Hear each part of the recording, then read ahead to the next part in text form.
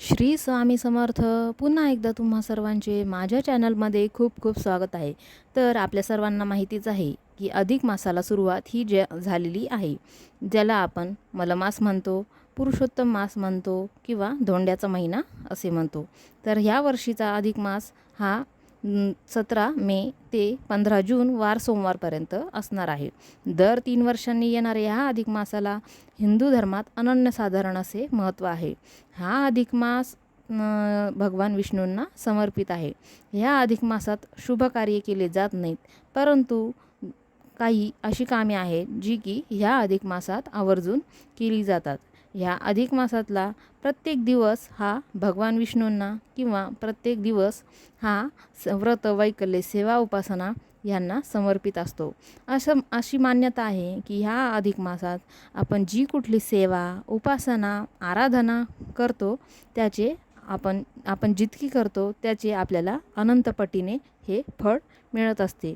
तर ह्या अधिक मासात आपण शुभ कार्य जरी करत नसलो तरी काही अशी कामे आहेत जी की ह्या अधिक मासात आपण आवर्जून केलीच पाहिजे. आपण ही कामे ह्या अधिक मासात किमान एकदा तरी, ह्या संपूर्ण अधिक मासात एकदा जरी केली तरी त्याचा आपल्याला अनंत पटीने लाभ हा निश्चितपणे होतो. तर ही कोणती कामे आहेत किंवा कोणत्या सेवा किंवा कोणते उपासना जी काय असेल ती आहे जी की आपल्याला ह्या अधिक मासात न चुकता करायची आहे, मिळालेल्या संधीचं आपल्याला सोनं करून घ्यायचं आहे. तर ती कोणती आहे ते आपण बघूया. तर पहिली जे आहे ते म्हणजे विष्णू सहस्त्रनाम किंवा व्यंकटेश स्तोत्र पठण. तर आपल्यापैकी बरेच जण हे इतर वेळी व्यंकटेश स्तोत्र किंवा विष्णू सहस्रनामाचे पठण हे करतच असतात, परंतु हे करणारे क्वचित असतात. पण काय म्हणतात ना की इतर वेळेस करणं वेगळं, पण जेव्हा महत्त्वाचा काळ आहे, जसं की आपण महादेवाची पूजा दररोज करतो, आपल्यापैकी बरेच जण करतात, पण श्रावण महिन्यात महादेवाच्या पूजेला विशेष महत्त्व आहे. तसंच आपण इतर वेळी भगवान विष्णूंचे सेवा ही करतच असतो, विष्णू सहस्रनामाचं किंवा व्यंकटेश स्तोत्राचं पठण हे करतच असतो. पण हा अधिक मास ज्याचे स्वामीच साक्षात भगवान विष्णू आहेत, तर ह्या अधिक मासात जर आपण विष्णू सहस्रनाम किंवा व्यंकटेश स्तोत्राचं जर पठण केलं तर त्याचा लाभ हा आपल्याला अगदी अनंत पटीने मिळतो. तर ह्या अधिक मासात शक्यतो तुम्ही ह्या अधिक मासात दररोज सकाळ, दुपार, संध्याकाळ तुम्हाला जेव्हा वेळ भेटेल तेव्हा व्यंकटेश स्तोत्र आणि विष्णू सहस्रनाम किंवा दोन्ही शक्य नसेल तर दोन्हीपैकी कोणतं एक, विष्णू सहस्रनाम किंवा व्यंकटेश स्तोत्र ह्यांपैकी एकाचं पठण करा. जर वाचता येत नसेल किंवा वाचणे शक्य नसेल तर तुम्ही मोबाईलवर ते लावून देऊन श्रवण म्हणजेच ऐकू देखील शांत चित्ताने शकता. तर ह्या पहिलं जे आहे आपल्याला अधिक मासात करायचं आहे ते म्हणजे काय, विष्णू सहस्रनाम किंवा व्यंकटेश स्तोत्र याचं पठण किंवा श्रवण. दुसरं जे आहे ते म्हणजे अन्नदान आणि वस्त्रदान. तर सेवा उपासना तर आपण करतोच, पण ह्या अधिक मासात कुठल्याही प्रकारचं दान करण्याला विशेष असं महत्त्व आहे. तर त्याच्यामध्ये जे येतं ते अन्नदान आणि वस्त्रदान. तर तुम्ही तुमच्या यथाशक्तीप्रमाणे तुम्हाला जे जमेल ते धान्य म्हणा किंवा तुमच्या यथाशक्ती जे काही जमेल ते तुम्ही अन्नदान हे करू शकतात. आणि जर तुमची काय म्हणतात कॅपॅसिटी असेल अजूनही जास्त हे करण्याची, म्हणजे फायनान्शियल कॅपॅसिटी असेल तर तुम्ही वस्त्रदान देखील हे ह्या अधिक मासात न चुकता आवर्जून करा. तिसरं जे आहे ते म्हणजे दीपदान. वस्त्रदान आणि अन्नदानाबरोबरच या अधिक मासात दीपदानाला विशेष असं महत्त्व आहे. तर दीपदान हे कसं करायचं, कुठे करायचं, का करायचं याची सविस्तर माहितीचा व्हिडिओ मी आधी चॅनलवर अपलोड केलेला आहे. त्याची लिंक मी तुम्हाला डिस्क्रिप्शन बॉक्समध्ये देऊन टाकेल. तुम्ही तिथे जाऊन तो व्हिडिओ चेकआउट करू शकता. चौथं जे कार्य आपल्याला न चुकता करायचं आहे ते म्हणजे देवघरात अखंड दीप. हे बघा, आता आपण शारदीय नवरात्रीत देवीसमोर अखंड दीप हा प्रज्वलित करत असतो. तर शारदीय नवरात्री ही 9 दिवसांची असते, तर आपण 9 दिवसासाठी अखंड दीप हा प्रज्वलित करतो. तसाच आपल्याला ह्या अधिक मासात अखंड दीप हा देवघराजवळ आपल्याला प्रज्वलित करायचा आहे. आपण रोजचा जो दिवा लावतो तो वेगळा आणि हा अखंड दीप आपल्याला वेगळा लावायचा आहे. हा अखंड दीप आपण अधिक मास वातीचा लावणार आहोत. अधिक मास वात म्हणजे काय, जी की 33 पदरी वात असते तिचा. जर तुम्ही तेलाचा दिवा लावणार असेल तर तेलाची 33 पदरी अधिक मासवातचा तुम्हाला दिवा लावायचा आहे. आणि जर तुम्ही तुपाचा दिवा लावणार असेल तर 33 फुलवातीची सिंगल एक वात करून त्याचं तुम्हाला तुपाचा अखंड दीप हा देवाजवळ लावायचा आहे. हा दिवा तुम्ही संपूर्ण महिनाभर लावा किंवा ह्या संपूर्ण अधिक मासात तुम्ही जेव्हा कधी सुरू कराल तिथून पुढे अधिक मास समाप्तीपर्यंत देखील ही सेवा म्हणजेच ही अखंड दीप प्रज्वलित तुम्ही करू शकता. फक्त मासिक धर्म, विटाळ, सुतक ह्या काळात कुठल्याही सेवा करायच्या नाही, कुठलेही पारायण करायचे नाही, कुठल्याही उपासना करायची नाही. तुम्ही फक्त बसल्या जागी नामस्मरण हे करू शकता किंवा श्रवण करू शकता तुम्ही विष्णू सहस्रनाम वगैरे. फक्त तुम्हाला प्रत्यक्षात देवघरात जाऊन किंवा देवासमोर बसून काहीही करायचं नाही. 5वं जे आहे ते म्हणजे लेक जावायला मानपान. तर आपल्या हिंदू धर्मात मुलीला लक्ष्मीचा दर्जा दिला जातो. तर अर्थातच आपला म्हणजे मुलीचा जो नवरा असेल तो काय असेल, नारायण. तर जसं की मी आधी म्हणलेली आहे की ह्या अधिक मासाचे स्वामी हे भगवान विष्णू आहेत. विष्णू म्हणजे नारायण. तर या अधिक मासात लक्ष्मीनारायण स्वरूप लेक जावाईची पूजा केली जाते. म्हणजे लेक जावाईला लक्ष्मीनारायणाचा स्वरूप मानून त्यांचा मान सन्मान केला जातो, त्यांना जीव घातला जातो.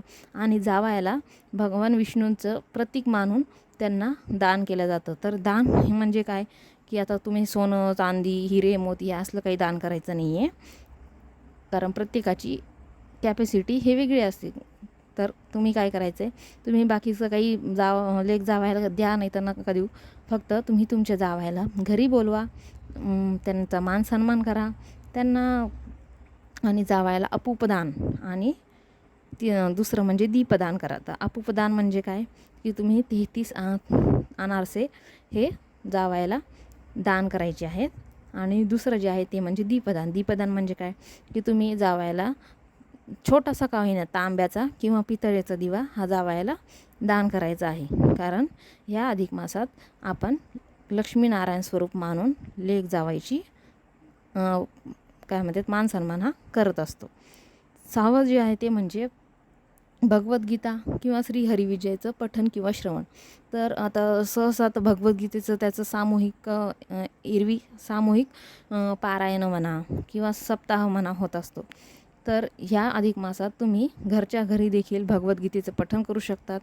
नसेल शक्य तर श्रवण देखील करू शकतात. यूट्यूबवर तुम्हाला सहज भगवद्गीतेचं कुठलाही व्हिडिओ भेटून जाईल. तुम्ही शांत चित्ताने एक शांत ठिकाणी बसून एकाग्र चित्ताने ते ऐकू शकतात.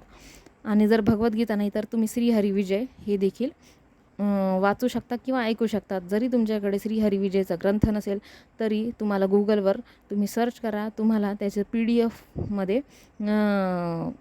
ग्रंथ भेटून जाईल. आणि ते पण शक्य नसेल तर तुम्ही प्ले स्टोअरवर जाऊन श्री हरिविजय ग्रंथाचं पुस्तक म्हणजे ॲप हे डाउनलोड करू शकता आणि तुम्ही मोबाईलवर देखील हे वाचू शकता. त्याच्यासाठी तुम्हाला एखाद्या धार्मिक ग्रंथाच्या दुकानात जाऊन ग्रंथ खरेदी करण्याची पण गरज नाही. आजकाल अँड्रॉईड फोन सगळ्यांकडेच आहे, स्मार्टफोन सगळ्यांकडेच आहे. तुम्ही घरच्या घरी प्ले स्टोअरवर ॲप डाउनलोड करू शकता श्री हरिविजय ग्रंथाचं किंवा गुगलवर PDF डाउनलोड करून ते वाचू शकता. दोन्ही शक्य नसेल तर यूट्यूबवर श्री हरिविजय ग्रंथाचं कुठलाही व्हिडिओ लावून तो ऐकू शकता. 7वं जे आहे ते म्हणजे ओम नमो भगवते वासुदेवाय नमः या मंत्राचा जप. तर आता भगवान विष्णूंचा सर्वात प्रभावशाली जो की 100% आपल्याला परिणाम दाखवतो म्हणजे चमत्कार दाखवतो. तसं तर मी तर म्हणेन की प्रत्येकाने ह्या मंत्राचा जप वर्षभर रोज किमान 1 माळ तरी केलाच पाहिजे. पण नाही वर्षभर तर निदान ह्या अधिक मासात तरी ह्या मंत्राच्या जपाची सेवा ही अवश्य करा. ह्याच मंत्राने प्रल्हादाने भगवान विष्णूंना प्रसन्न केलं होतं. ह्याच मंत्राने भगवान विष्णूंच्या मनात प्रल्हादाने जागा बनवली होती. ह्याच मंत्राने प्रल्हादाने भगवान विष्णूंना आकर्षित केलं होतं. इतका प्रभावशाली हा मंत्र आहे. तर मंत्र हा काय, ओम नमो भगवते वासुदेवाय नमः. तर तुम्हाला बाकी कुठलीच सेवा शक्य नसेल तर तुम्ही ह्या मंत्राचा रोज 108 वेळा म्हणजे काय फक्त 1 माळ जप हा करायचा आहे. याला काय फार जास्त वेळ लागत नाही. फार तर 15 मिनटं 20 मिनटं त्याच्यावर तर तसं तर 15 मिनटं पण लागत नाही, पण एक धरून चला की 15 मिनटं. 1 माळ जप करायला तुम्ही 15 मिनटं ते देवासाठी देऊ शकता. कारण आपण देवाकडे किती काही मागत असतो. त्याला तर तर आपल्याकडे काहीच मागत नाही. आपण फक्त काय मागतो की आपली खरी श्रद्धा आणि थोडासा वेळ. तर तेवढा पण आपण देऊ शकत नसेल तर मग तो काय म्हणतात, आपल्याला देवाकडे काही मागण्याचा अधिकारच नाही. जर आपण इतके स्वार्थी असेल तर एक नाही तुम्हाला अधिक मासात दुसरं काही शक्य तर फक्त 15 मिनटं देऊन एवढा मंत्राचा जप तर तुम्ही आवर्जून करा. 8वं जे आहे ते म्हणजे जोडवीत भर घालणे. तर ह्या अधिक मासात प्रत्येक सुवासिनीने, आता सध्या चांदीचे भाव खूप वाढलेले आहेत, तरी पण ज्याला जमेल त्याने ह्या चांदी म्हणजे अशी प्रथा आहे की आपल्या पायातली जी जोडवी आहे त्याच्यात भर ही घातली पाहिजे सुवासिनी स्त्रीने. त्याने घरात म्हणजे सुवासिनी स्त्रीला सौभाग्य लाभते, तिचं सांसारिक जीवन सुखकर होते, नवऱ्याला दीर्घायुष्य लाभते, घरातली कटकटी अडचणी ते कमी होतात, घराची आर्थिक स्थिती सुधारते, माता लक्ष्मी थोडक्यात आकर्षित होते. त्याच्यामुळं ही एक प्रथा आहे आणि एक परंपरा पण आहे की अधिक मासात 3 वर्षांनी येणाऱ्या या अधिक मासात प्रत्येक सुवासिनी स्त्रीने यथाशक्ती थोडंसं का होईना आपल्या पायातल्या जोडवीत भर घालायची. म्हणजे आता हे जोडवीत भर का घालायची, तर का बरं घालायची, त्याच्यामागे शास्त्रीय कारण काय, आध्यात्मिक कारण काय, याचा सविस्तर व्हिडिओ मी बनवलेला आहे. तर तो व्हिडिओची लिंक देखील तुम्हाला डिस्क्रिप्शन बॉक्समध्ये दिलेली आहे. तुम्ही तिथे जाऊन तो व्हिडिओ चेकआउट करू शकता. पुढचं जे आहे ते आपल्याला आता ते ज्याच्या त्याच्या परीने ज्याला शक्य असेल त्याने करा. मी काही म्हणणार नाही की प्रत्येकाने केलंच पाहिजे. पण अधिक मास महात्म्य पठण फार प्रभावशाली सेवा आहे ही. पण आता प्रत्येकाला शक्य नाही आहे, मला माहिती आहे. कारण वर्किंग वुमन असतात, घर सांभाळायचे, लेकरं सांभाळायचे, नोकरी सांभाळायची, स्वतःला सांभाळायचे, नवऱ्याला सांभाळायचे, सासू सासरे सांभाळायचे, म्हणजे सगळ्या जबाबदाऱ्या पार पाडता नाकी नऊ येतात. दिवसाचे 24 घंटेच आहेत, त्याच्यात आपण सगळंच करणं शक्य नाही आहे, मलाही समजू शकतं. तर म्हणून मी म्हणते की हे ज्याला शक्य होईल त्याने करा. अधिक मास महात्म्य पठण फार प्रभावशाली आहे. 3 वर्षातून एकदाच करायची संधी असते ही आपल्याला. कारण ऑब्व्हियसली अधिक मास हा 3 वर्षातून एकदा येतो आणि ह्या अधिक मासाचं पठण काय आपण एरवी करत नाही, फक्त अधिक मासातच करत असतो. तर 30-31 अध्याय आहेत, रोजचा एक अध्याय तुम्ही वाचू शकता. आणि जर तुम्हाला रोजच वेळ देणं शक्य नसेल तर जेव्हा कधी तुम्हाला सवड असेल, सुट्टी असेल, फावला वेळ असेल, तेव्हा देखील तुम्ही एकदम जेवढे जमेल तेवढे तुम्हाला काय म्हणते अध्याय पठण हे करू शकतात. ह्या संपूर्ण अधिक मासात तुम्हाला शक्य झालं तर शेवटच्या दिवशी सगळे अध्याय वाचून काढा, किंवा म्हणजे जसं जमेल तसं. रोजचे 3, आज 3, उद्या 2, परवा 4, म्हणजे असं. कारण शेवटी काय आहे की श्रद्धा महत्त्वाची आहे. तुमचा भाव खरा असेल तर देव तुम्हाला फळ म्हणजे काय, देव तुमच्यावर प्रसन्न होतच होतं. पुढचं जे काम आहे ते म्हणजे गौसेवा. आता आपल्याला माहितीच आहे की गाईच्या पोटात 33 कोटी देव वास करतात. आणि ह्या अधिक मासात तसं तर 12 केली पाहिजे, पण ह्या अधिक मासात गौसेवा म्हणजे गाईच्या सेवेला विशेष असं महत्त्व आहे. तुम्ही ह्या महिन्यात जसं चातुर्मासात आपण गोपद्म व्रत करतो तसं व्रत तुम्ही ह्या महिन्यात अधिक मासात देखील करू शकता. गोपद्म व्रत कसं करायचं ह्याचाही व्हिडिओ मी चॅनलवर आधीच अपलोड केलेला आहे, तुम्ही तो चेकआउट करू शकता. आणि तुमच्या ज्याने नाही गौसेवा फार करणं शक्य रोज, तर निदान रोज तुम्ही गाईला एक घास अन्न चारा, तेही खूप पुष्कळ आहे. म्हणजे जास्त काही करायची गरज नाही, फक्त गाईला एक घास अन्न चारा, तिचं रोज दर्शन घ्या, एवढं पुरेसं आहे. पुढचं जे आहे ते म्हणजे कुलदेवीची ओटी. तर ह्या महिन्यात अधिक मासात कुलदेवीची ओटी अवश्य भरा. आपण नवरात्रीत तर कुलदेवीची ओटी ही भरतच असतो, पण ह्या अधिक मासात देखील कुलदेवीची ओटी भरली पाहिजे. कारण आपल्या घराण्याची ती आई आहे, तिचा वेळोवेळी मान सन्मान करणं देखील तेवढंच गरजेचं आहे. कारण आपल्याला प्रत्येक संकटातून तारणारी, आपल्या घराचं रक्षण करणारी तीच असते आणि तिचा वेळोवेळी मान सन्मान करणं हे आपलं कर्तव्य आहे. तर म्हणून कुलदेवीची ओटी भरा. तुम्हाला शक्य असेल तर तिच्या मूळ क्षेत्री जाऊन तुम्ही ओटी भरा, किंवा तुम्ही तुमच्या घराच्या आसपास जवळपास कुठे मंदिर असेल तुमच्या कुलदेवीचं, तुम्ही तिथे जाऊन तिची ओटी भरा.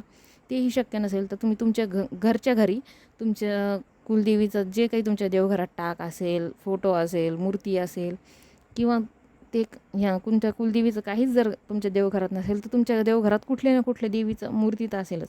नाही काही तर विठ्ठल रुक्मिणी तर असेलच. तिच्या पुढे तुम्ही तुमच्या कुलदेवीच्या नावाने ओटी भरली तरीही हरकत नाही. पुढचं जे कार्य तुम्हाला या अधिक मासात अवश्य करायचं आहे ते म्हणजे की तुळशी पूजन. ह्या अधिक मासात तुम्ही रोज तुळशीला पाणी घातलं पाहिजे. एकादशी आणि रविवार सोडून रोज तुम्ही तुळशीला पाणी घाला. तुळशीला हळदी कुंकू अक्षता अर्पण करा, साखर ठेवा. रोज सकाळ संध्याकाळ तुम्ही तुमच्या तुळशीजवळ दिवा लावा. तुम्हाला शक्य असेल तर तुम्ही शुद्ध तुपाचा दिवा लावा. नसेल शुद्ध तुपाचा दिवा लावून शक्य तर निदान तेलाचा तरी दिवा तुम्ही रोज सकाळ संध्याकाळ ह्या अधिक मासात न चुकता तुमच्या तुळशीपाशी दिवा लावा. शेवटचं आणि अत्यंत महत्त्वाचं म्हणजे मी तर म्हणेल आत्तापर्यंत जेवढे गोष्टी मी सांगितल्या आहेत या सगळ्यापैकी ही जी आता शेवटचं मी सांगणार आहे ती सगळ्यात महत्त्वाची गोष्ट आहे. ती तुम्ही या अधिक मासात नाही काही तर एकदा तरी करा. ते म्हणजे काय की भगवद्गीतेचा 15वा अध्यायाचं पठण. ते भगवद्गीतेचा जो 15वा अध्याय त्याला आपण काय म्हणतो, पुरुषोत्तम योग असं म्हणतात. तर हे जे पुरुषोत्तम योग हा जो अध्याय आहे फार तर वाचायला काय फार मोठा अध्याय नाही. फार तर वाचायला त्याला 15 ते 20 मिनटं लागतात. तुम्हाला जरी पूर्ण भगवद्गीता वाचणं शक्य नसेल, पण जरी तुम्हाला पूर्ण भगवद्गीता ऐकणं शक्य नसेल, तरी तुम्ही काय करा की हा जो भगवद्गीतेचा 15वा अध्याय आहे तो तुम्ही मी तर म्हणेल श्रवण करण्याऐवजी स्वतः वाचा. कारण ऐकल्याने जेवढं फळ भेटतं त्याच्यापेक्षा जास्त प्रभावशाली असतं आपण स्वतः पठण करणं. कारण आपल्या मुखातून निघणारे मंत्र हे आपल्या मनावर परिणाम करत असतात. आपल्या मुखातून जे मंत्र निघतात आणि काय म्हणतात आपली वाणी ही आपले काय म्हणतात विचारांवर देखील प्रभाव करत असते. तर ऑब्व्हियसली आपल्या तोंडातून जे शब्द निघणार त्याने आपले विचारसुद्धा म्हणजे तोंडातून जर सकारात्मक शब्द निघाले तर विचारसुद्धा सकारात्मकच होणार. तर नाही शक्य तुम्हाला रोज तर निदान ह्या संपूर्ण अधिक मासात निदान 1-2दा तरी तुम्ही ह्या भगवद्गीतेचा जो 15वा अध्याय तो अवश्य वाचा. ह्याने पितृदोष कमी होतो. पितृदोष म्हणजे काय म्हणतात ना, पितृदोष जर एखाद्याला लागलेला असेल तर तो इतका प्रखर असतो की तुम्ही सगळ्या देवांच्या रोज काय म्हणते 24 तास जरी उपासना केल्या तरी तुमचा पितृदोष नाहीसा होणार नाही, जर तुमचा पितृदोष कठोर असेल तर. म्हणून तुम्हाला पितृदोष नाहीसा करण्यासाठी हे 15वा अध्यायाचं पठण करणं तेवढंच आवश्यक आहे. तुम्ही एकदा तरी ह्याचं पठण अवश्य करा. तर ह्याच काही गोष्टी तुम्हाला या अधिक मासात न चुकता करायच्या आहेत. तर तुमच्यासोबत हीच माहिती शेअर करायची होती म्हणून आजचा व्हिडिओ बनवला. व्हिडिओ कसा वाटला ते मला कमेंट करून नक्की सांगा. आवडला असेल तर लाईक शेअर आणि चॅनलला सबस्क्राईब नक्की करा. श्री स्वामी समर्थ. जय जय स्वामी समर्थ.